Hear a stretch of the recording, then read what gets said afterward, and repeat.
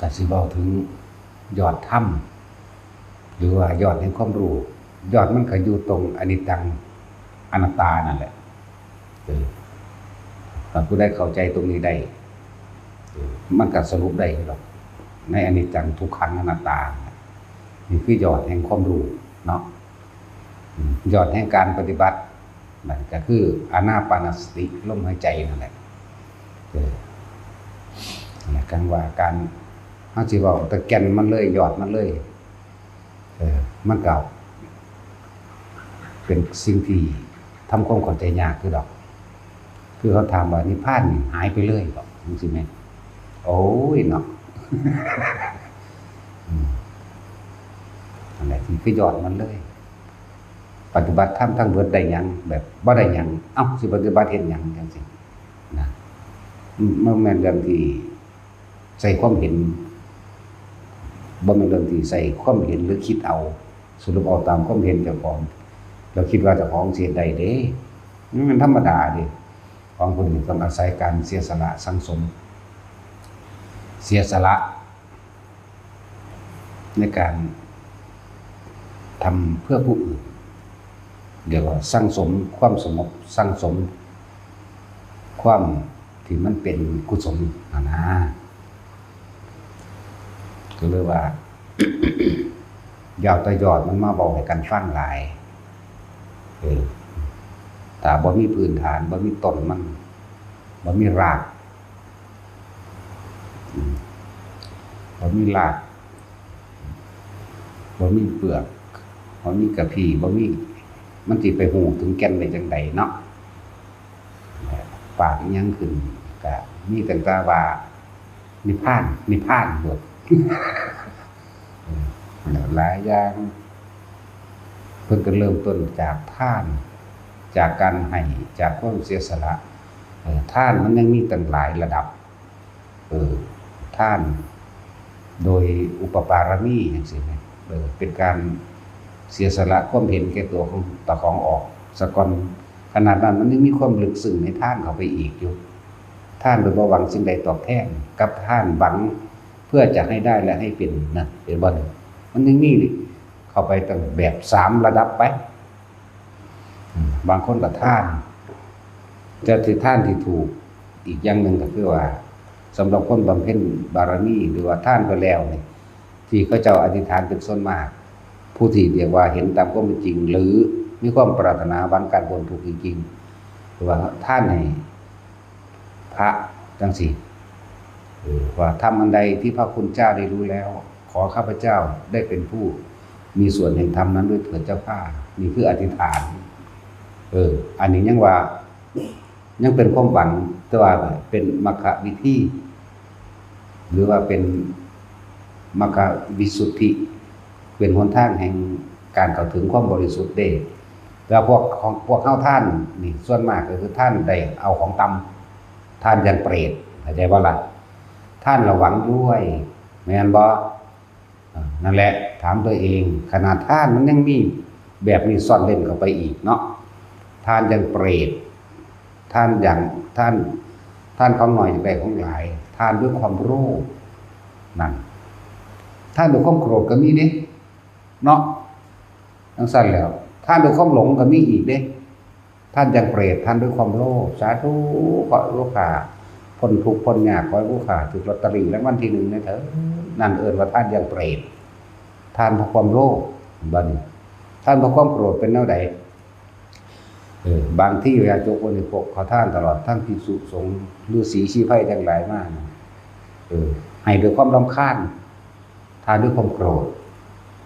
มีบ่มีแต่เราคนมีนี่แหละก็สิคิดถึงเจ้าของบ่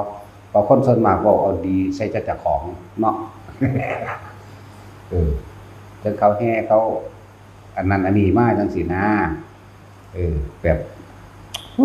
เอาไปมันแล้วคือในใจนี่อยากให้เขาหนีนั่นว่าล่ะบางที่เขาเอิ้นไปแพ้บอกเพราะเฮาบ่เคยแพ้เฮาเลยบ่รู้จักเขาเอิ้นว่าไปแพ้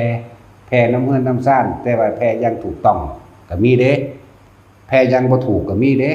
แต่ส่วนมากแพ้แบบบ่ถูกแ แพ้แบบเมาเหล้าไปเอาคนเอาของเอาบาดใส่หอยข้อเจ้าของไปเอาคนนี่แหละแล้วเอาบาดหอยข้อเจ้าของไปทั้งเมาทั้งเซ่ไปนำแล้วทั้งเบาคู่เอาน้ำเขานำเอาทำบุญทั้งสันทั้งสี่ทั้งเมานี่แบบมิจฉาแบบพวกผีพวกเปรตปัญหากินพวกสัตว์นรกอันจังสี่แจ็คว่าเราเอาบาดหอยข้อเจ้าของเองแล้วก็ตีตึ้งตั้งตีกองร้องเพลงไปน้ำท่างเราไปคมคู่เอาเพื่อนนั้นเพื่อนนี้อีกเด้อันนี้เขาเอิ้นทักษิณาจังใดชัดเดรัจฉานกับท่านนายแมนพวกผีนรกไปพวกอสุรกายอสุรกายกับพวกนรกนั่นแหละอสุรกายเลยจัดเขาในประเภทนรกไงเหมือนกันวันนี้ผู้ให้กับให้ด้วยความรำคาญก็มีเด้เนาะนั่นแหละเป็นว่าท่านด้วยความโกรธก็มีท่านด้วยความโกรธท่านด้วยความโมโหท่านด้วยความบ่พอใจเนาะแต่ที่เขาจะไปแพ้แบบถูกต้องเขาบอกอานิสงส์ว่าเพื่อเป็นการจัดสร้างนั้นจัดสร้างนี้ก็จะไปธรรมดาแบบถือขันใช่ป่ะล่ะแบบถือขันแบบสี่ก็มีอยู่นี่แบบถูกเป็นสัมมาทิฏฐิอยู่น่ะนะเป็นความเห็นที่ถูกอยู่หรือว่าเพื่อให้เกิดความสมัครสมานสามัคคีในการศิลาหรือก่อสร้างพระพุทธรูปหรือสร้างวัดวาอารามกุฏิวิหารต่างๆสิมันมีนี่คือแบบถูกต้องอยู่เขาไปขอเขาไปค้ำนอบน้อมอันนี้มันต่างกันเด้แล้วพวกกันเอาบาดหอยข้อเจ้าของเซ่ไปแล้วก็ตีของปังดาวคนนั้นดาวพอดีแต่ว่าให้อีหานี่มึงจิตตกนรกบะเขาว่าเด้จะคู่เขาเนาะอันนี้พวกอสุรกายสัตว์นรกพวกนี้ไปหาแบบนี้พวกนี้บัดนี้ก็ได้เขาได้แล้วพอถือขวดใหญ่เราว่าเฮาก็เอากันล่ะทุกซื้อไปเลยเด้อบ่คือปากเจ้าของเว้าแม่นบ่ท่านซื้อขี้เกียจเด้อบุญบังไฟก็ว่าเด้บุญบังไฟมันสิมีมันตะโคตรพ่อโคตรแม่มันทางใดคำว่าบุญบังไฟบ่มีถ้าว่าเป็นประเพณีแต่คนละอย่างกันจะใส่คำว่าบุญน้ำหนามันเอาพระไปขายเนาะประเพณีบังไฟประจำปีเด้อว่าจังยาว่าบุญทั้งสั้นแล้วว่าล่ะออกเงินกันซื้อขี้เกียจมันเอาเผาเจ้าของได้เหมือนจักว่าล่ะซื้อขี้เกียจซื้อมือจ้างสร้างว่าพูดน่ะแต่ว่าเป็นประเพณีจุดบังไฟประจำปีเด้อก็ว่าไปตัวตัดคำว่าบุญออกซะมันบ่สงบจักว่าล่ะบังไฟทั้งใดมันสิเป็นบุญมันบ่เป็นความสงบเรียกเบิ่งพวกได้ก็แตกเหล่าเซ่ไปเซ่มาเกือกตมอยู่ว่าสั่นแห่แหนอยู่ว่าสั่นเนาะบางวันก็ไฟไหม้รถตีกันฆ่ากันเล่นการพนันกันผู้ใดสิขึ้นสูงผู้ใดสิอยู่หลายหน้าที่ผู้ใดก็ว่าไปบ่เคยไปเบิ่งเด้บ่เคยไปเบิ่งเด้คือฮู้จักบุ๊คือเว้าไปได้บุ๊นี่ก็เลยจังซั่นแล้วนั่นแหละจังซั่นแหละนี่เรียกว่าท่านมันก็มียังมีความสั่นเล่นท่านอย่างผีท่านอย่างเปรตท่านด้วยความโลภท่านแล้วก็อธิษฐานขอนึกขอแต่สิบอกว่าอธิษฐานมันก็ว่าจะถูกต้องปานใดว่าท่านก็นึกขอจากร่ำจากรวยขอบ่แม่นธรรมดาเด้แต่ของรวยแล้วก็ยังให้ลูกเต้าหลานได้เป็นเจ้าเป็นนายได้เป็นเศรษฐีบุญรักษาเทวดาคุ้มครองมั่วตัวเบิดเนาะอายุยืนอีกมันบ่แม่นแค่นั้นหลายอย่างเว้ามากครับนี่ ที่เขาถ้าว่าไปแพ้ไปขออีกแบบนึงเพื่อมีจิตใจในการสิสร้างจริงๆตะกี้โบราณจริงๆมันมีอยู่เด้ไปธรรมดานี่แหละไปธรรมดาบ่ได้เมาบ่ได้หยังก็ถือขันถือจานดอกไม้จังซี่นะไปมาขอแพ้นั่นอันนี้สร้างวัดสร้างว่านำกันเด้อว่าจังซี่นะเพื่อให้เป็นที่อยู่ของภิกษุสงฆ์สามเณรรวมเป็นศีลธรรมหยังก็ว่าไป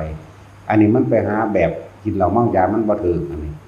นั่นแหละมันต้องมีตั้งหลายแบบนี่คนให้ทานด้วยความโลภทานอย่างเปรตทานด้วยความโกรธให้แบบไม่พอใจแม่นบ่ล่ะ ทั้งที่ไปดีๆงามๆก็มีเด้มันบ่แม่นแค่นั้นอีกเด้บัดนี้เป็นพระแท้ๆนี่ก็ทั้งด่าทั้งให้ก็มีเด้มันมีมาแล้วในก่อนพุทธกาลซะด้วยซ้ำก่อนพุทธเจ้าเฮาอีกก็ยังมีท่านเพื่อจะให้เอาชนะกันก็มีเด้โกรธโมโหกันหลายอย่างถ้าเฮาได้ศึกษาแล้วมันน่าสลดใจอยู่เด้หลายแบบท่านอยู่ความโกรธพระเจ้าเพิ่นก็บ่ยอมไปจักเทื่อเอาขี้ให้เพิ่นก็มีเด้จังซั่นแหล้วเกิดกายเกิดตกนรกอยู่พอเป็นกรรมพุ่นล่ะขึ้นมาแล้วก็คือกลายเป็นคนที่มีกินโตเหม็นเน่านะหลายอย่างนั่นแหละ พวกเขาก็เลยเน้นท่านจะขอเด้ออยากได้หยังเถาะอย่างนั้นสุดยอดของมันในการอธิษฐานบารมีก็ว่าขอผลท่านอันนี้ที่ข้าพเจ้ากระทำเป็นปัจจัยให้ข้าพเจ้าได้ถึงซึ่งพระนิพพานในปัจจุบันชาตินี้เถิดโปรดเจ้าอนาคตเด้อมันบ่ถึงเนาะมันยามเอาปัจจุบันถ้าเฮาบ่เริ่มต้นปัจจุบันเฮ็ดจังได๋อนาคตมันสิดีได้เนาะใช่แหละเริ่มต้นที่ปัจจุบันนี่แหละเริ่มตอนนี้แหละยานขอจริงๆนะคำว่าขอตัวนี้เลยเกิดกลายเป็นอธิษฐานบารมีขอผลท่านบุญกุศลกรรมดีของข้าพเจ้านี้จงเป็นปัจจัยให้ข้าพเจ้าถึงซึ่งพระนิพพานในปัจจุบันชาตินี้เถิดจากบ่ล่ะมันเป็นหนทางแห่งความบริสุทธิ์อันนี้มรรควิสุทธินั่นแหละหรือว่าเป็นหนทางแห่งความบริสุทธิ์เป็นความอยากแต่ว่าเป็นความอยากแบบกุศลอยากพ้นทุกข์นั่นเองบ่เป็นเครื่องขวางมรรคผลนิพพานอันนี้บ่เป็นเครื่องขวางแต่ว่าเป็นเครื่องสีน้ำนี่แหละจังว่าความอยากอันนึงที่เป็นความอยากไปในทางพ้นทุกข์ก็คนละอย่างกันกับความอยากในความเข้าใจทางโลกพ้นทุกข์คือรวยของเขาแปลว่าจังซั่นแต่ของพระพุทธเจ้าก็เป็นแบบนั้นมันก็มีหลายแบบเรื่องว่าพุทธเจ้าเพิ่นทานเพิ่นศีลเพิ่นหยังก็แล้วแต่เพิ่นปรารถนาโพธิญาณเพิ่นอยากแต่อยากเป็นพระพุทธเจ้าอยากพาคนพ้นทุกข์นี่คนละอยากกันจากว่าล่ะการใช้ความอยากอยู่แต่ว่าเป็นความอยากที่เป็นกุศลพวกนั้นความอยากเป็นอกุศลนี่น่ะคนละอย่างกันเด้นั่นแหละขนาดทานมันยังมีซ่อนเล่นเนาะสิไปว่านิพพานเลยมันจังได๋สิไปรู้จักมันก็ตั้งหลายอันหลายแบบหลายอย่างในสมัยอดีตของนางวิสาขาเคยสร้างพระพุทธรูปบ่เคยเป็นจังซี่บ่เคยสมัยพระพุทธเจ้ากัสสปะเพิ่นก็สร้างพระพุทธรูปคือกันนี่เพิ่นบ่สร้างเด้อพุทธรูปแตกหักเพิ่นก็ซ่อมเด้ทั้งซ่อมทั้งสร้างทั้งยกฐานพร้อมเด้นี่เห็นบ่ล่ะโอ้ยมันมีมาก่อนนั่นอีกเวลาเพิ่นเว้าอดีตนิทานของผู้นั้นผู้นี้บอกประวัติผู้นั้นผู้นี้เคยสร้างเคยซ่อมแซมแล้วก็ยกฐานปูพื้นสร้างขุดน้ำบ่อกอศาลาแม่นบ่ล่ะบัดจังซั่นก็มันสิเว้าเรื่องลึกลับให้ฟังอีกก็ได้ขนาดพุทธรูปสมัยพระพุทธเจ้ากัสสปะเฮานี่ยังมีอยู่เด้จักว่าล่ะมันบ่แม่นว่ามันสูญหายไปไสดอกมันมีแนวบดบังไว้ในหั่นแหละจักว่าล่ะจังซั่นแล้วยังมีน้ำเฮานี่ก็มีทั้งองค์บ่ใหญ่น้อยๆทั้งเหลืองทั้งแดงนั่นแหละปนกันนั่นแหละมีบ่เป็นว่าบ่มีพุทธมีมาตั้งแต่เริ่มต้นกลับใหม่กับพระกักกุสันโธนั่นบ่พระโกนาคัมนัสสะพระกัสสปะเห็นบ่นี่หลังจากมาพระพุทธเจ้าเฮานี่เวลาเพิ่นบอกอดีตนิทานว่าผู้นั้นสร้างนั้นสร้างนี้เห็นบ่สร้างพระไตรปิฎกมากก็คือภาษาลิบุตรจังซี่นะผู้จุดวัตถุพ้นเทียนแม้กระทั่งว่าเอาตัวเองนี่เป็นแท่นเป็นแท่นอันประทีปนะเอาน้ำมันเทใส่เจ้าของแล้วจุดแล้วก็เดินท่องอิติปิโสรอบพระเจดีย์จังซี่ก็ยังมีทั้งสั้นก็แล้วพระอนุรุทธะก็เคยเฮ็ดมาเนี่ยคำว่าสร้างพระพุทธรูปสร้างพากันปฏิเสธหลายเนาะ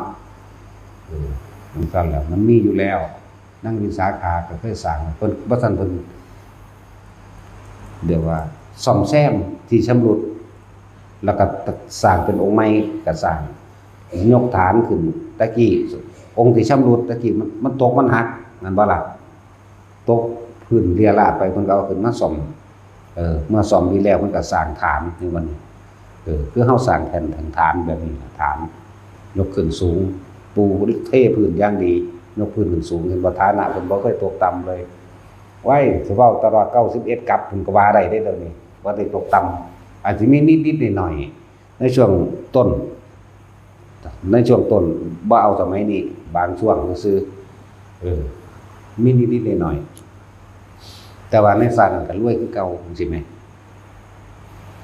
นั่นแหละถ้าสิเว้านิพพานเลยมันก็บ่ได้ว่าคนบ่เข้าใจเฮาจึงบอกเริ่มจากทานศีลเนกขมปัญญาวิริยะขันติสัจจะอธิษฐานจังแม่นนิพพานอุเบกขาเห็นบ่ล่ะเมตตาแล้วต้องลงอุเบกขาจังลงที่สุดต้องพุ่นเลยบันได9ขั้นสุดท้ายเป็นศูนย์จักบ่ล่ะศูนย์นี่บ่แม่นศูนย์ไปใดดอกถึงว่าหลายๆคนที่ว่าบ่ให้สร้างซั่นจังซี่และหรือพระยังน้อยอีกหนึ่งพระกุมภะสมัยนึงเพิ่นเป็นพระราชาเด้เขาสิสร้างพระเจดีย์สูงเท่าใด39 ว่าหรือ39 ศอกในสมัยนั้นแต่ว่าเพิ่นเป็นพระราชาเพิ่นสั่งว่ามันสูงโพดเอาลงมาอีกเอาสำนี้ก็พอนะศาสตร์ต่อมาแล้วมาเกิดนโมตเจ้าเฮาแบบว่าเตี้ยพระเตี้ยมอต้อเพิ่นชื่อว่ากุมภะนั่นแหละพระเตี้ยอันนั้นบ่โอ้ยน้อยกว่านี้อีกเพียงสะโพก80 เซนนี่ล่ะ80 เซนนี่แหละบ่ถึงเม็ดเด้เนี่ยนั่นแหละบาปกรรมที่เพิ่นนั่นไปห้ามเขาบ่ให้เฮ็ดเจดีย์สูงเด้อซั่นนั่นเจดีย์สร้างไงปานใดก็สร้างก็เอากระดูกพระพุทธเจ้าไปใส่ในพระอบน้อยๆมันคือเก่านั่นแหละเนาะเจดีย์สีมหาต้นโพเป็นเครื่องสัญลักษณ์คำว่าสังเวชนียสถานเป็นสถานที่อันทำให้เกิดความศรัทธาเกิดขึ้นเด้บ่แม่นสลดใจเด้เข้าใจบ่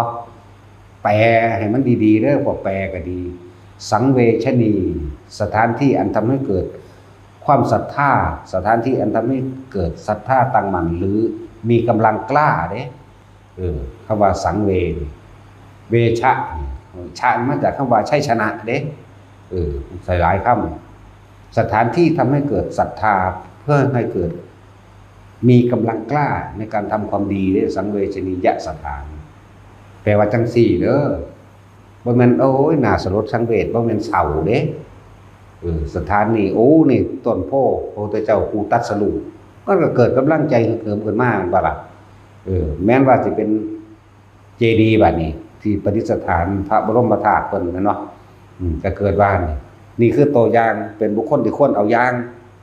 เพิ่นเฮ็ดจังได๋น้อแม่นบ่ล่ะเฮ็ดเหิมขึ้นมาตัวจากศรัทธาธรรมดาก็เป็นอาจารย์หรือเป็นศรัทธาที่พละศรัทธาตัวเนาะศรัทธาพละสั้นแปลว่าจังซี่เด้อและประสูติตรัสรู้บรินิพพานและสีเจดีย์มหาโพธิ์เป็นบ่ล่ะจังซั่นแล้วสถานที่ที่ทำให้เกิดศรัทธามีกำลังบ่แม่นสถานที่เฮ็ดให้เกิดความเศร้าหมองสลดใจเด้เวชะเด้บ่แม่นเวทนาเด้เวชะจักว่าล่ะสถานที่ทำให้เกิดศรัทธาแรงกล้าให้ก็เกิดกำลังควรเอาอย่างที่ประสูติเวลาเพิ่นบอกไปเวลาสิระลึกนึกถึงพระพุทธองค์สุคนทั้งหลายเมื่ออนุชนรุ่นหลังเกิดมาภายหลังควรระลึกถึงสิ่งใดพระเจ้าข้าพาเงินถามบ่ล่ะต้นโพต้องประสูติมองตรัสรู้มองปรินิพพานบัดนี้ก็จังมาพวกเจดีย์ต่างๆอันนั้นพูดถึงว่า4คนบรรจุสร้างพระเจดีย์อันที่ว่าพุทธเจ้าพระปัจเจกมั่ง พระอรหันต์มั่งแล้วก็เป็นพระเจ้าจักรพรรดิมั่งอันนั้นก็อย่างนึงเด้อแต่ว่าก็เป็นสังเวชนียสถานได้เหมือนกันสมควรบุคคลผู้ควรเอาอย่างสถานที่เป็นสถานที่บุคคลผู้มีชัยชนะจากบ่ล่ะเลยควรเอาอย่างนึงมีมานานแล้วแหละมันเกี่ยวกับการสร้างพุทธรูป พุทธเจ้าเฮาเกิดเป็นคนทุกข์ในสมัยหนึ่งพระพุทธรูปอยู่มือหักเพิ่นเอาดินได้ไปปั่นใส่ดินเหนียวขอมือหักสมัยหนึ่งเพิ่นหาอ่านเบิ่งโลดอุ้ยตั้งหลายหมื่นเรื่องเนาะบ่แม่นพระเจ้าให้100ชาติแค่นั้นเด้แม่นสำนั้นเด้นี่แหละเพิ่นเอาดินไปปั่นต่อใส่แล้วก็ทำความเคารพกราบไหว้คือเป็นคนทุกข์บ่แม่นว่าบ่เคยทุกข์อยู่จนอยู่ยากจนอยู่จนว่าใส่ชื่อว่ามหาทุกขตะนั่นแหละคือทุกข์จนที่สุดลักษณะนั้นจังว่าสิพาเฮ็ดพาสร้างทุกสิ่งทุกอย่างนี่เน้นการบ่ขออย่างนั้นก็คือตั้งจิตมุ่งมั่นสู่จุดหมายเดียวคือนิพพานเท่านั้นเรียกว่าอธิษฐานบารมีตั้งใจมุ่งมั่นสู่จุดหมายที่ปรารถนาคำว่าอธิษฐานมันปรารถนาความพ้นทุกข์นั่นแหละนิพพานก็เลยจะบอกแต่เรื่องนิพพานหลายเนาะเว้าก่อนที่สิถึงแม่ มันพากันคิดเอาโหด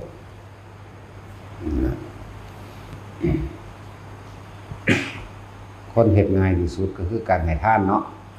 สมมุติว่าไปในทางดีไปในทางที่มันเป็นบุญเป็นกุศลแต่เอาทานที่มันเป็นบุญคือบ่หวังสิ่งใดตอบแทนเห็นบ่ล่ะเนี่ยแต่นี่ทานเพื่อให้ได้ให้เป็นก็อย่างนึงเด้อันนั้นคือเขาเจ้ามีจุดหมายหนึ่งต่างหากนี่เป็นเรื่องที่จะต้องแยกย่อยออกมาเป็นเรื่องที่ละเอียดแยกย่อยออกมาได้บางคนเพิ่นกับปรารถนาเป็นพระปัจเจกบางองค์เพิ่นกับปรารถนาเป็นสาวกเป็นผู้เลิศทั้งตาทิพย์ทั้งหูทิพย์ทั้งทรงฌานทั้งยังก็ว่าไปทั้งให้โอวาทภิกษุณีมั่งทั้งผู้มีวาทะสวยงามทั้งผู้หรือเลิศทั้งวินัยมั่งนี่ก็อย่างนึงนะโอ้ยเฮาบ่ต้องเอาอย่างนึงดอกเฮาอย่างบ่กลับมาโลด แต่ว่าก็ต้องอาศัยเริ่มต้นก้าวแรกก่อนคือทานนั่นแหละสิบอกยอดมันเลยยอดทางปัญญาเลยคือการเห็นอนิจจังเห็นอนัตตาเห็นโลกนี้เป็นของว่างเปล่าก็ว่าเห็นโลกนี้เป็นของบ่จีรังยั่งยืนเห็นสุญญตาทั้งตนเองและโลกนี้ไปเลยมีเว้าเรื่องปัญญาสูงสุดนั่นบ่ล่ะ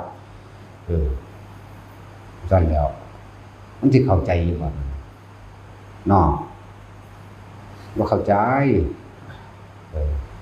คนบ่เคยเฮ็ดหยังมาเลยมานั่งฟังปกจักเว้าหยังบุแม่นบ่เอาฝรั่งมาฟังจักเว้าหยังแม้มันสิเข้าใจภาษาไทยก็สร้างนั่นบ่ล่ะมันซั่นแล้วจักเว้าหยังบุนั่นแหละเอาเขาก็มาดูอยู่เด้ล่ะ กว่าสิเข้าใจได้ก็ธรรมดาเขาถามเฮาว่าเป็นหยังคนคือเอาของมาให้แน่เห็นบ่ล่ะแล้วเขาก็ถามเมียเขาเองเอาให้เฮ็ดหยังเขาว่าเขาเมียเขาก็อธิบายไปคนสงเคราะห์โลกว่าช่วยเหลือคนมั่งช่วยเหลือสัตว์มั่งช่วยเหลือคนเฒ่าคนป่วยมั่งอันนั้นอยู่ไปอยู่มาก็เริ่มเห็นนั่นบ่ล่ะเริ่มกลายเป็นเรียกว่าเฮาเลยเป็นไอดอลเขาก็มีเห็นบ่ไอ้จังซั่นแล้วเว้ยคนคือนิยมชมชอบหลวงพ่ออันนี้แท้เห็นบ่ล่ะจังซั่นแล้วบัดนี้เพิ่นเห็นดูเขาเพิ่นซอยคนตัวอ๋อแบบนี้นี่เองนะมันก็มีนั่นแหละเพิ่นไปเว้าเรื่องบวชเพื่อนิพพานเด้มันสิเข้าใจบ่เนาะ ของเขาเพื่อหยังเขาถูกสอนมาเพื่อให้ขออย่างเดียวแล้วให้เชื่ออย่างเดียวแม่นบ่ล่ะตั้งแต่เกิดมานี่ไปแล้วไปสวดมนต์แล้วสวดมนต์ขอพรเด้นั่นขอให้พระเจ้าดลบันดาลให้เห็นบ่ขอให้มีชีวิตหรือว่าอิหยังก็สร้างเถิดขอให้ไถ่บาปให้จังซี่แม่ดลบันดาลให้ไถ่บาปให้จังซี่แม่เฮามาเว้าเรื่องจังซี่นิพพานเด้อเอาถึงเข้าใจซะล่ะซั่นแล้ว ถูกบังคับหรือว่าบ่แม่นบังคับก็คือมันเกิดมาพอเลยแต่ว่าทางบ้านเฮาก็เกิดมาพอเลยเลี้ยงสารปูตาเนาะลดล่มไข่สอนขวัญ เกิดมาพอเลยแต่ก็บ่รู้คือกันเหตุผลมันเนาะแต่ก็เฮ็ดไปเพราะว่าความเชื่อไปเลยก็บ่ต่างกันจากเขาได้บัดนี้เวลาไปทำทานนั่นนี่มีแต่ขอกับขอแน่บัดนี้สวดมนต์ก็ขวดขอคือกันแม่นบ่ล่ะเลยเป็นอันเดียวกันโอ้โหมันหน่อยนักหน่อยหนาเด้ก็สิเข้าใจคำว่าปล่อยว่างนี่มันบ่แม่นของง่ายปานใดเด้แล้วคนที่เข้ามาทานในนี่ก็อาศัยเฮาสิได้เทศให้ฟังเห็นบ่บอกอันใดควรหรือบ่ควรอันใดเป็นกาลเทศะเทศนาแปลว่าบอกแปลว่าสอนแปลว่าบอกสิ่งนี้ควรสิ่งนี้ไม่ควรสิ่งนี้ผิดสิ่งนี้ถูกท่านแล้วก็อยากเมื่อก็ยังดีเนาะยังได้สิเศร้า ก็มีมาดูเขาโอ้ยสิมันเศร้าง่ายตัวบัดเนาะมันสั่นแล้วแหละท่านมันก็มีหลายแบบอยู่มันนี่ท่านเพื่อความอยากได้อยากเป็นแต่สิเว้าเรื่องพระพุทธเจ้าเฮาเฮ็ดหยังก็สร้างสำเร็จสัพพัญญูอย่างเดียวแน่แต่ว่ามันเป็นหนทางอันเป็นกุศลด้วยล่ะแต่ว่าถ้าคนทั่วไปธรรมดาท่านยังกระสร้างให้กูรวยอย่างเดียวเนาะต่างกันบ่ล่ะเพราะฉะนั้นว่าท่านยังผีท่านยังเปรตบอกคนให้ท่านก็ยังมีหลายระดับเนาะให้ด้วยความโลภเนี่ยให้ด้วยความโกรธให้ด้วยความหลงแล้วบ่ล่ะหลงยังล่ะหลงว่าเกิดพบได้ชาติใดก็สิได้ร่ำได้รวยนี่แหละเข้าใจวางสั่นแต่ว่าบ่ฮู้จักว่าได้เป็นทุกข์ได้เป็นสุขจังว่าต้องอธิบายกันแต่พื้นฐานเบื้องต้นพื้นฐานไปเลยพื้นฐานคือท่าน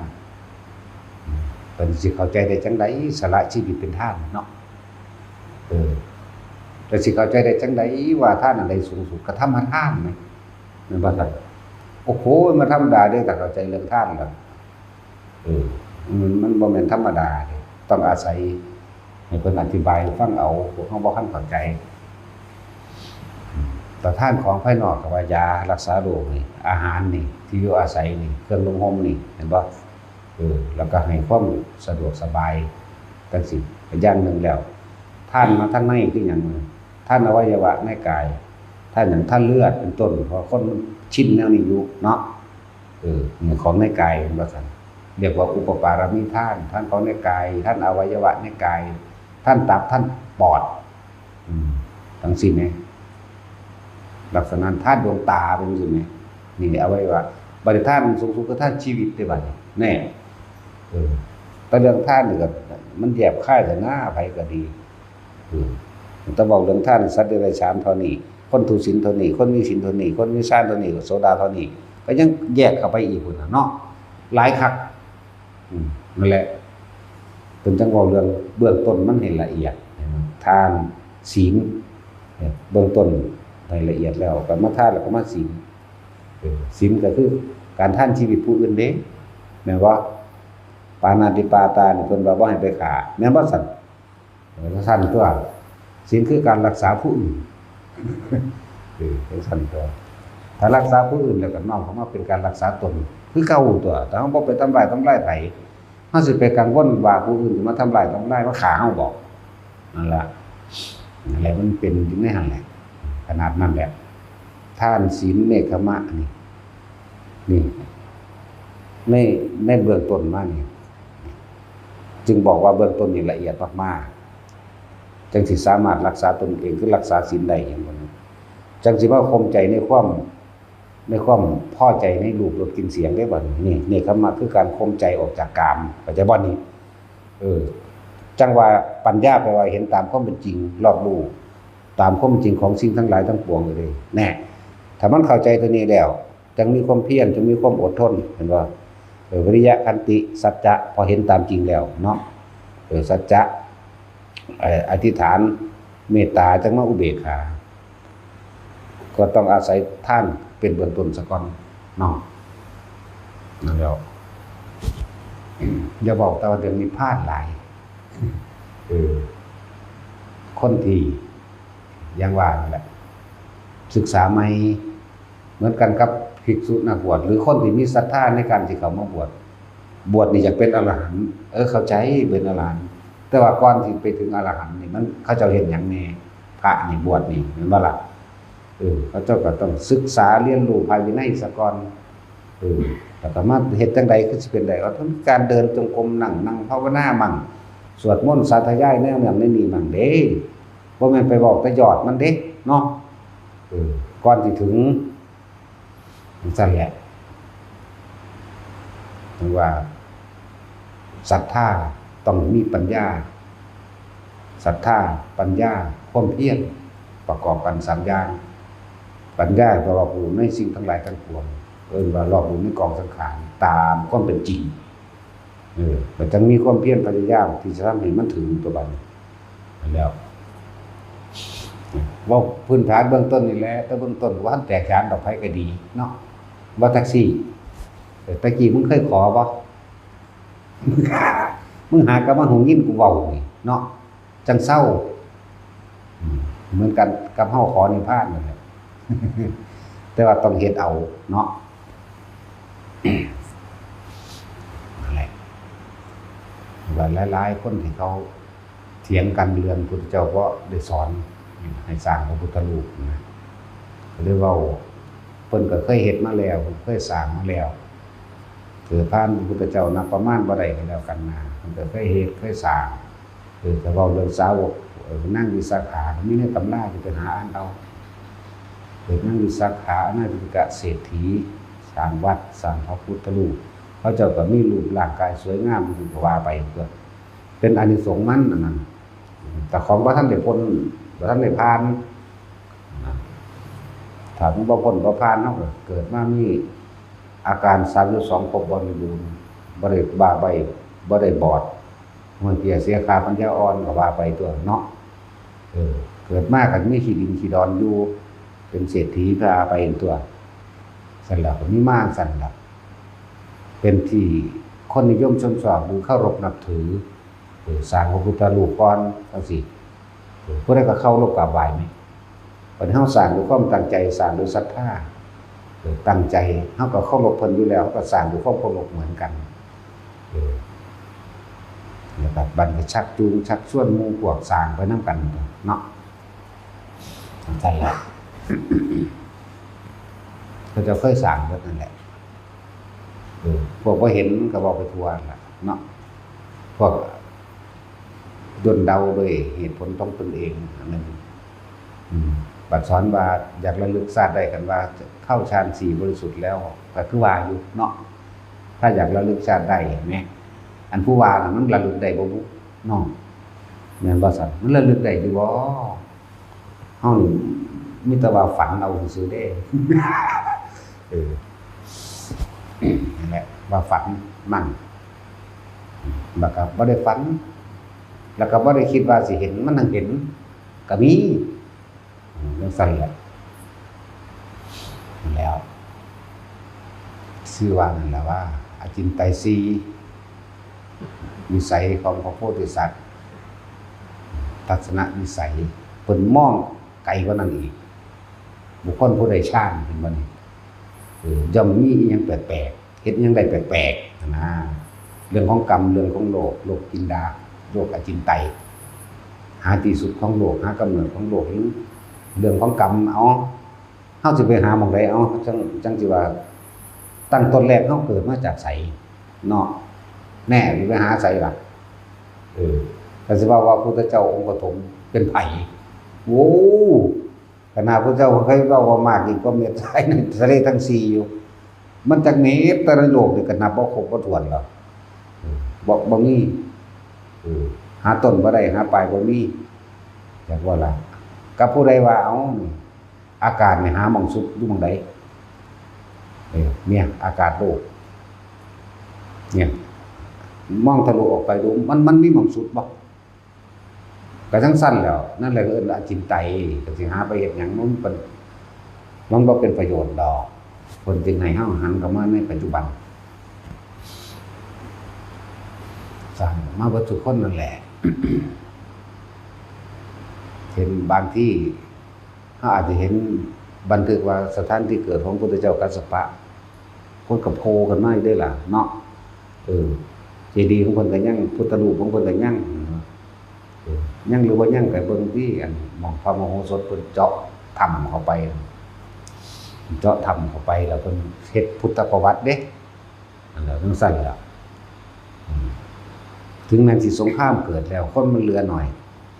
แล้วก็เกิดมนุษย์ให้มันมากมายหลายขึ้นมาใหม่ตรงนั้นถูกกดบังไว้อยู่เด้พวกพุ่มเทวดาลูกขะเทวดาเขารักษาไว้เหมือนถึงเวลามันก็โผล่ขึ้นมาคือเก่าเพื่อเป็นเครื่องเตือนสติของเขาเองสร้างบ้างนั่นแหละพระพุทธเจ้าสร้างบ่บัดเรื่องพระมโหสถนี่เด่นกว่าหมู่เลยเรื่องเพิ่นสร้างแม่นบ่ล่ะประสูติตรัสรู้ปรินิพพานและสวรรค์ทั้งแล้วก็สวรรค์ทั้ง6ชั้นแล้วก็พรหมต่างๆเพิ่นคือฮู้ซั่นเพิ่นคือเป็นนักรบพุ่นเนาะ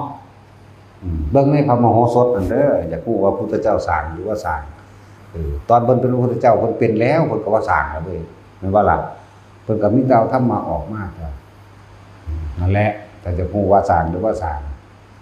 แล้วพระโมคคัลลาภาษาริบุตรบ่รวมอยู่บ่บัดสมัยนั้นก็บ่แม่นพระโมคคัลลาสารีบุตร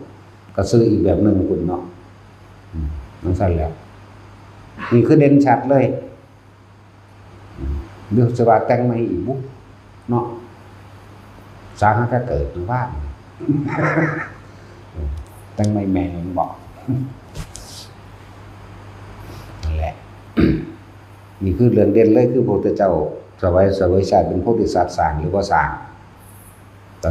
สรู้ปรินิพพานต้นโพต่างๆหรือต้นที่เป็นตรัสรู้สวรรค์6ชั้นมันก็เฮ็ดไว้แล้วหมายถึงเพิ่นเฮ็ดวาบอันนี้สลักไว้นั่นนะสั้นตัวแกะภาพสลักไว้นั่นแหละสมัยเพิ่นสวยชาติเป็นโพธิสัตว์เพิ่นสร้างพระพุทธรูปบรบังแล้วก็เรื่องเล่าต่างๆบ่ว่าแต่พุทธรูปอักษรสลักไว้ประวัติของพระพุทธเจ้าองค์นี้เกิดมื้อนี้แบบนี้ครับ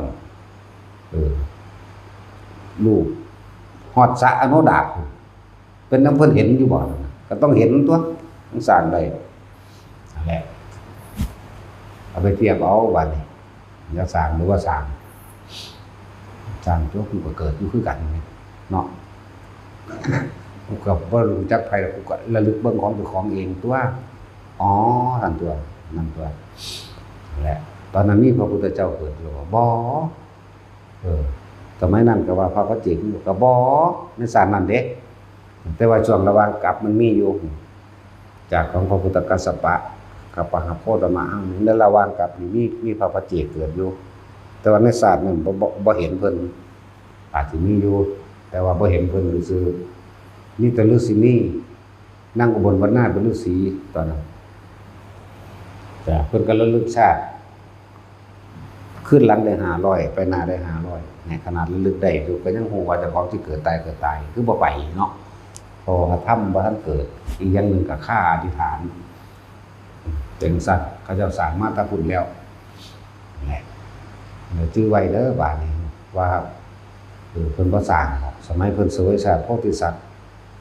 สร้างหรือว่าสร้างเบิ่งในพระมโหสถนั่นแหละเป็นหนึ่งในดวงใจเฮาเลยล่ะเรื่องพระมโหสถนี่จากทองจำเอาเลยพุ่นล่ะอันแรกมักที่สุดถ้าบอกเรื่องมักที่สุดคือมักเรื่องพระมโหสถปัญญาเพิ่นมีมาแต่เกิดเอาซั่นแหละวิทุนบัณฑิตก็ยังบ่ทอพระมโหสถได้อันเรื่องปัญญาคือกันนั่นแหละก็เลยเห็นซั่นแล้วผู้ใดอยากรู้ว่าเพิ่นสร้างหรือว่าสร้างบาดนี้นางวิคาคาสร้างพระแตกหักต่างๆเด้ออนาธิการสถิถีบูรณะวัดเก่าพุทธรูปเก่าพระมหากัปปินะบูรณะวัดเก่าแล้วก็สร้างตั้งพระพุทธรูปเก่าอีกไปอ่านเบิ่งเด้อประวัติของเพิ่นนี่นะเพิ่นเป็นเศรษฐีในสมัยนั้นพากันว่าสิไปตัดเอาต้นไม้ต่างๆเพื่อมาสิสร้างบ้านเจ้าของเองแต่ว่าในขณะที่เดินทางไปเห็นวัดห้างเข้าใจบ่นี่วัดห้างศาลาก็เก่าแล้วโบสถ์ก็พังลงมาเบิดแล้วมีพระพุทธรูปก็แตกหักพัง พระมหากัปปินะกับพระนางอโนชานี่สร้างเข้าใจว่าระบาดบูรณะขึ้นไม่เบิดสรุปแตกหักเขาเจ้าก็ใส่เครื่องดินเผาขึ้นมาปั้นนั่นนี่ใส่แต่งอย่างสวยงามเลยกลับไปบ้านเมียให้นางอโนชาให้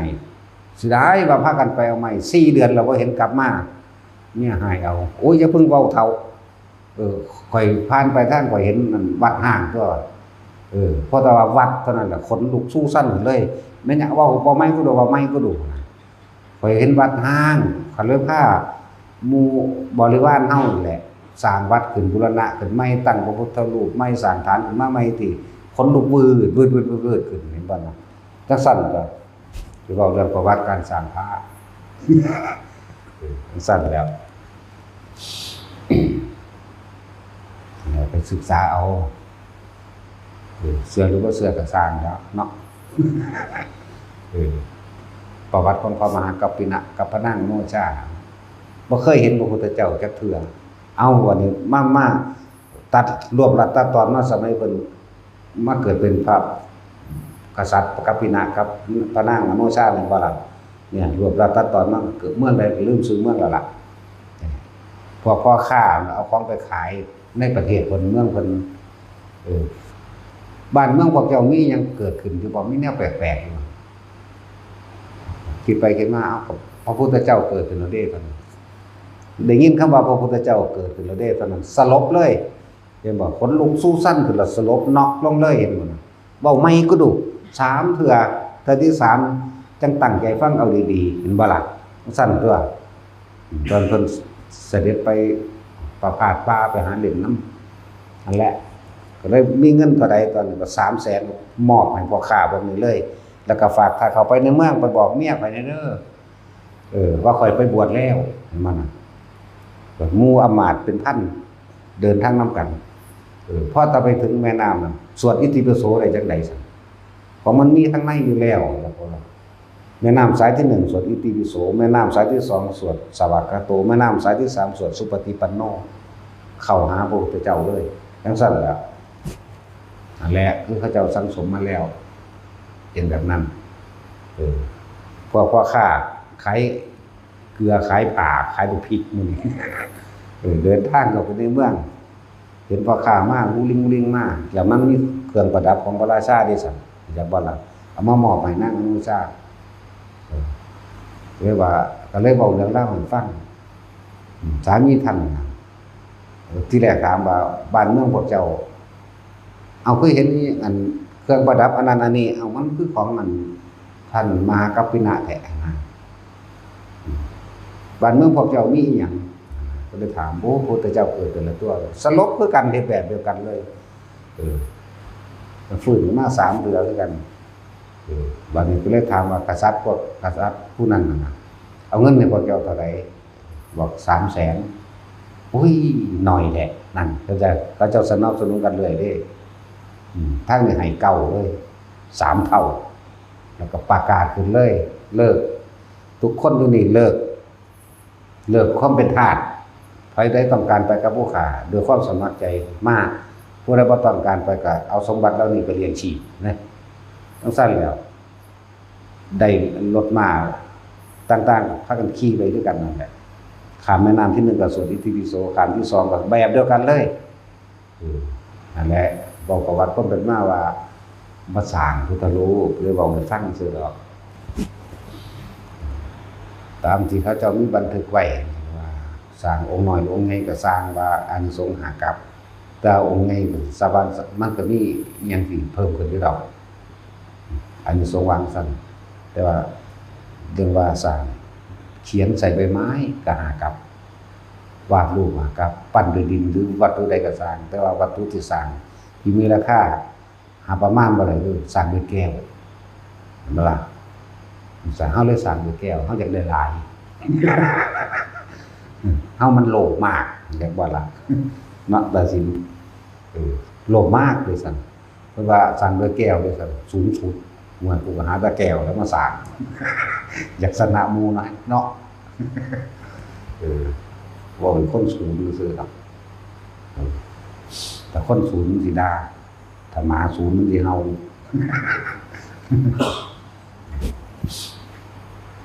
มันมีแยกย่อยดอกอานิสงส์ต่างๆที่เป็นสร้างเท่านั้นเท่านี้มันมีอยู่ในหันแหละลืมแล้วอานิสงส์การสร้างแต่ว่าสร้างแต่สิมีราคาประมาณสูงสุดสร้างโดยแก้วเราพระพุทธเจ้าก็ได้ว่าเลิศที่สุดเอาโลกเขานิยมชอบว่าพระจักรพรรดิสูงกว่าหมู่เขาจากสนะหมู่เนาะเขาเลยต้องสร้างจักรพรรดิจักรพรรดิคุ้มโลกทั้ง4เด้แต่ว่าล่ะมันสั่นแล้วโลกก็โม้เว้ยเนาะแต่สินเฮาตลอดบุญบาทมันก็จังเอาใหญ่กว่าหมู่หลดบาทตึงธรรมดาบ่พาทุกคนเห็นทั้งเบิดนี่ทุกคนสิบ่ฮู้ว่าเจ้าของสิได้หยังดอกแต่ว่าพาเฮ็ดมันนี่คือมันสิได้เอาเองดอกบ่หันตะอยากก็ได้ของพาเฮ็ดแล้วอานิสงส์มันก็มีในหันทั้งที่บ่อยากได้มันทางใดกว่านั้นอีกเฮาเฮ็ดหม่องมันสุดฟังมานานแล้วฝึกมานานแล้วเลยเฮ็ดให้หม่องมันสุดโลดท่านก็บ่อยากได้หยังท่านก็ปรารถนาหยังอีกเป็นปัจจัยสู่นิพพานอย่างเดียวทุกอย่างที่ให้ท่านมันได้ครบเบิดแล้วล่ะยังเป็นชีวิตเจ้าของเองนั่นแหละจะว่าล่ะ บัดนี้เว้ากว่าสิมาถึงยอดมันได้บัดนี้เว้าเรื่องยอดก็ยอดแห่งการปฏิบัติก็ลมหายใจนี่เด้ล่ะจะบ่ล่ะยอดแห่งการปฏิบัติก็คือลมหายใจยอดแห่งปัญญาก็คือการปล่อยวางจากสิ่งทั้งหลายทั้งปวงเพราะสิ่งทั้งหลายทั้งปวงมีความเกิดธรรมดามีความดับเป็นธรรมดาเรียกว่าเห็นความเกิดดับก็ว่าเรียกว่าเห็นสิ่งทั้งหลายทั้งปวงบ่จีรังยั่งยืนมีความเกิดเสื่อมสลายแตกดับนี่มั้ยอันนี้จังอนัตตาเท่านั้นแหละเนี่ยมันสิเว้าว่าใช้อีกก็หม่องมันสุดแม่นบ่ล่ะผู้ใดเกิดมาจังได๋นี่ทุกข์ทั้งนั้นแหละแต่คนส่วนมากไปสร้างที่เกิดก่อนตายเนาะตายแล้วเกิดเลยเด้อบ่ได้มาสวดอีหยังให้มาฟังเอากุศลดอกจิตสุดท้ายก่อนตายก็ล่ะขณะบ่ทันได้ว่าสิตายตอนนี้ยังเป็นๆอยู่เดี๋ยวนี้ยังแข็งแรงปึ้งๆอยู่นี่น่ะเนาะมันยังคิดเรื่องนั้นเรื่องนี้แบบนั้นแบบนี้อารมณ์ก่อเกิดไปนั่นแล้วเอิ้นว่าไปสร้างภพเอาไว้บ่ทันได้ตายอยู่ไปเกิดแล้วความคิดไปเกิดไปดับแล้วเด้อเกิดไปดับไปเกิดไปดับถ้าใจขาดในขณะนั้นพวกจะไปอารมณ์ค้างหม้องใดหม้องนั้นแหละมันสิไปหม้องนั้นแหละมันหมายถึงว่าตายปุ๊บก็ไปว่าแต่ของเฮ็ดไว้ก่อนที่สิตายไปเกิดก่อนตายว่าล่ะบัดจังซั่นแล้ว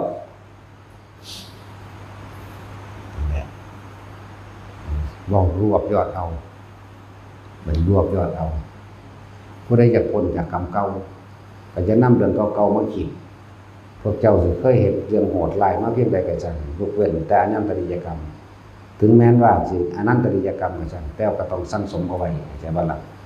อนันตริยกรรมคือตัดขาดจากมรรคผลนิพพานแล้วแต่ว่าก็ถ้ามันพ้นจากคารุกรรมอันหนักสุดจังซั่นแล้วมันก็ได้รับผลของมันคือเก่านั่นแหละอยากว่าล่ะอันใดหนักก่อนไปก่อนคารุกรรมนี่บ่แม่นมันโดยแปลว่าไปหนักๆกันเดียวคารุกรรมกรรมหนักไปในทางดีก็มีหนักไปทางบาปก็มีบัดนี้เฮาหนักไปทางดีจังซั่นผมบอกว่าถ้าเว้าเรื่องเอายอดมันลมหายใจเป็นที่ลบภัยจากกรรมเก่าปลอดภัยจากอันตรายทั้งปวงพร้อมม่านทั้งหลายบ่อาจสามารถติดตามถึงได้เข้าใจบ่ล่ะลมหายใจหลังจากลมหายใจอยู่แน่นิ่งปีติเกิดปีติเป็นอาหารของใจเฮาเองเกิดความแช่มชื่นตัวหลายๆอย่างที่ผ่อนเบาคลายลงหลายนั่นแหละที่ลบภัยอันแบบที่ลบภัยที่ม่านทั้งหลายไม่อาจตามเจอไม่อาจตามถึงได้คือลมหายใจเฮาเองเมื่อมันอยู่ในลมหายใจนี่แหละปีติมันก็เกิดนั่นแหละอารมณ์ความรู้สึกต่างๆมันบ่ไปเกิดกับบุคคลผู้อื่น มันเกิดโดยอิเบกขาในตัวของเขาเองก็เลยว่าใจนี่เอาปิตินั่นแหละเป็นอาหารใจของพวกพ่อมความรู้สึกของพวกพ่อมเป็นแบบนั้นมีแต่อิ่มเอิบเชื่อมชื่นอยู่แบบนั้นใครอยากรู้พ้นจากกรรมเก่าจะหยุดขาค้นมาลายมันได้กระซางแต่ว่าล่ะยกเว้นพระอรหันต์พ่อแม่พระพุทธเจ้าไม่ได้ไปขาเราละมันตายก็โดนแล้วมันตายเอาเองมันไม่ได้ขามันได้หรอกแหละสังฆเพศนี่ตัวนี้ควรระวังเฮาบ่ฮู้ทางที่ดีเรียกเป็นหนุ่มกับเพิ่นดีกว่าสั่นไหลมันนี้นะมึงมาเทศแข่งกูแม่งยังนั้น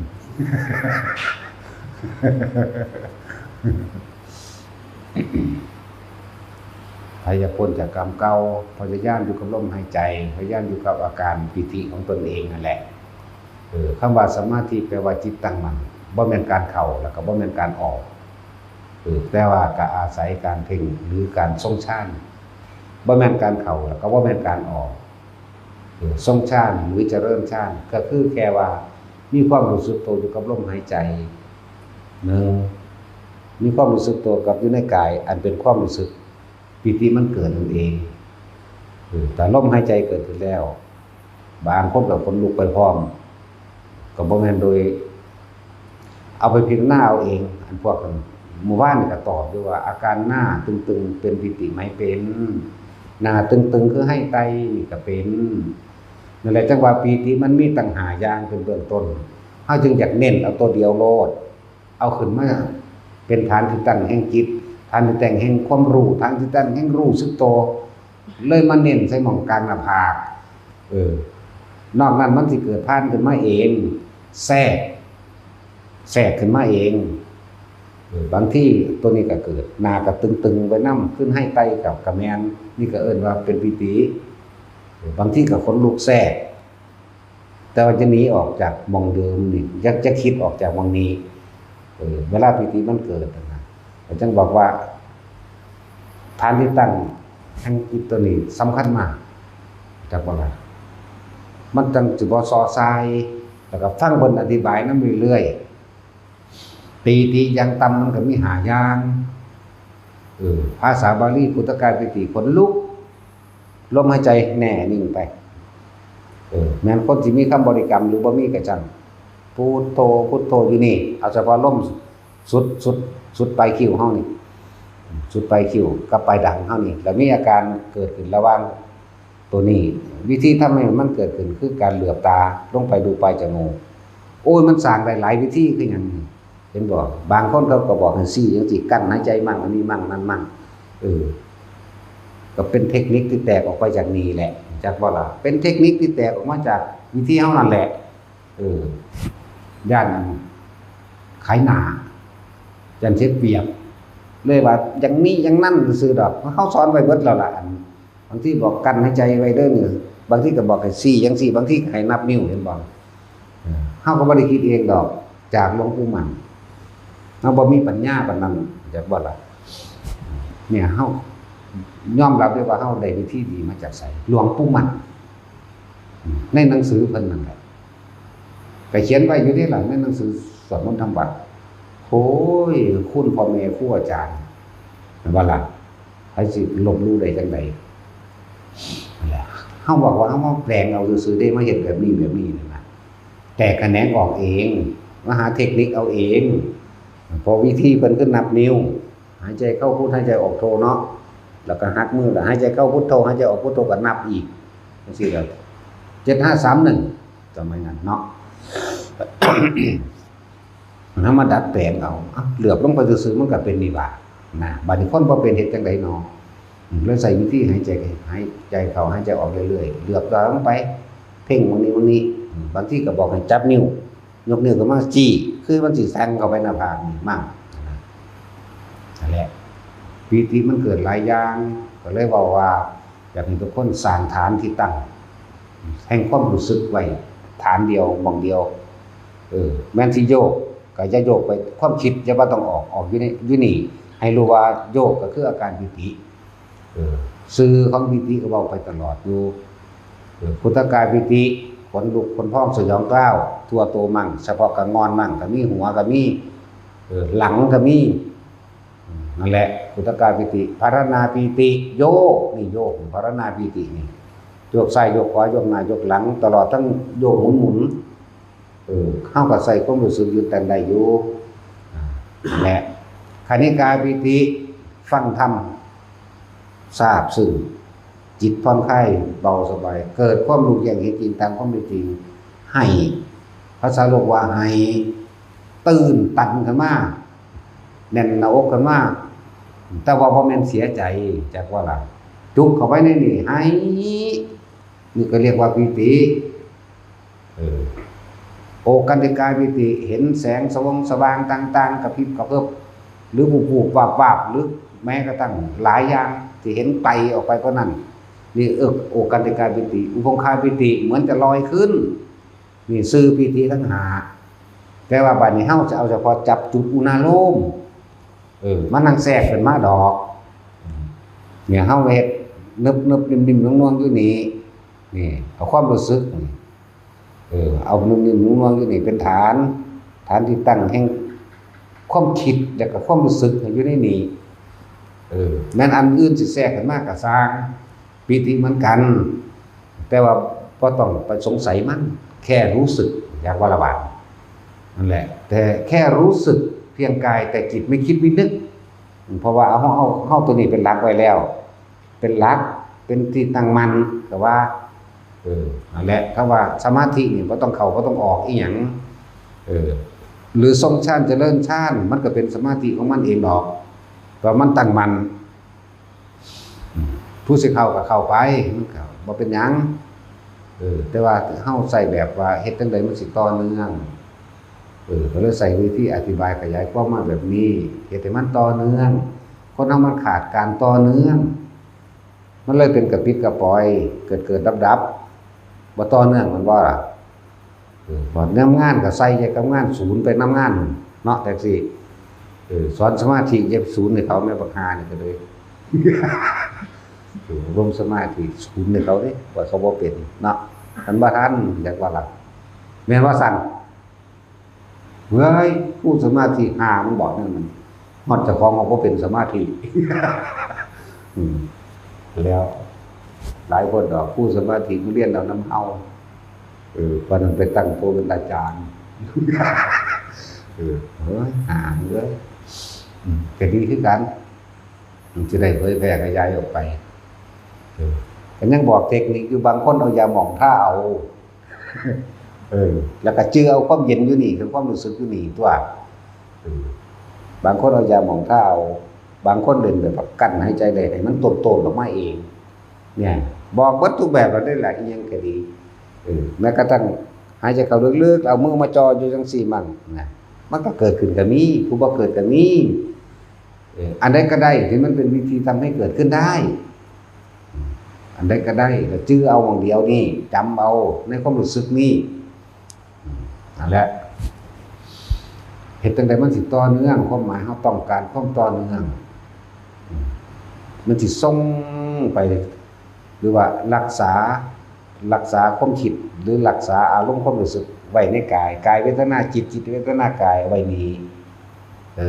ธรรมคือสิ่งทั้งหลายทั้งปวงมันเข้ามากับตัวสัมผัส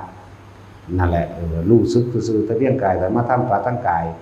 ถ้ามาสัมผัสทั้งตาเพราะว่าจะเป็นของทิพย์บ่ทิพย์ก็สร้างก็แค่ว่ามันแค่เกิดดับเนี่ยมันก็เห็นไปเรื่อยของมันตัวบ่ล่ะหูก็เหมือนกันทั้งเสียงทิพย์บ่ทิพย์ก็สร้างคือหมามันเห่าไปเมื่อกี้มันก็แล้วไปแล้วบ่ได้ดึงเข้ามามันบ่ล่ะยินอยู่นั่นแหละเอาไปแล้วมันก็มันอื่นไว้เห็นเกิดดับไปเรื่อยเห็นความเกิดเห็นความดับเห็นความบ่อยู่ยั่งยืนของสิ่งทั้งหลายทั้งปวงรูปเสียงกลิ่นรสเห็นบ่นี่มีเว้าสรุปเฮ็ดจังได๋เฮาสิต่อเนื่องได้บัดนี้ที่เอิ้นว่ามันเป็นหยังคือตัดกรรมเก่าได้เพราะว่ามันเปิดนึกถึงเรื่องเก่าๆม่านทั้งหลายจึงตามบ่เห็นบ่พอเพราะว่าเฮาบ่มีความคิดเป็นนึกไปเอาให้มันมา